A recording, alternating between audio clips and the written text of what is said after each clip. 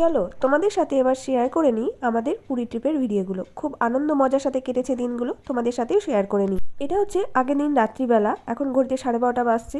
কেবল bag packing করে উঠলাম, আর এদিকে রুহির পাপা ঘুমিয়ে পড়েছে, আর আমি এখন ঘুমোতে যাবো বলে বসে আছি। এটা পরের দিন সকালবেলা রান্না করে নিয়েছি ফ্রাইড রাইস আর পনির তরকারি, যেটা আমরা ট্রেনে বসে লাঞ্চটা সারবো। এখন রেডি হয়ে বেরিয়ে পড়েছি বহরমপুর স্টেশনের উদ্দেশ্য। আমাদের ট্রেন এখন বহরমপুর থেকে যাব শিয়ালদা। যাচ্ছি আমরা আর আরও একটা ফ্যামিলি, আমরা দুটো ফ্যামিলি মিলে যাচ্ছি। এই দেখো ট্রেনে উঠে পড়েছি, আর রুহির ফ্রেন্ড বসে পড়েছে ওপরে। তো আমরা পৌঁছে গেছি দেখো শিয়ালদা স্টেশনে।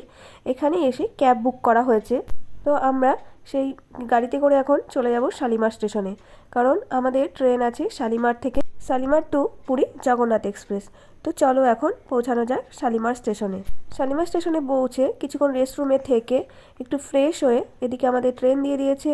আমাদের ট্রেন 6:55-তে। তো চলো এখন ট্রেনে ওঠা যাক। তো ট্রেনে উঠে বসে পড়েছি, সবাই মিলে গল্প টল্প করে রাত্রের ডিনারটা সেরে নিয়েছি।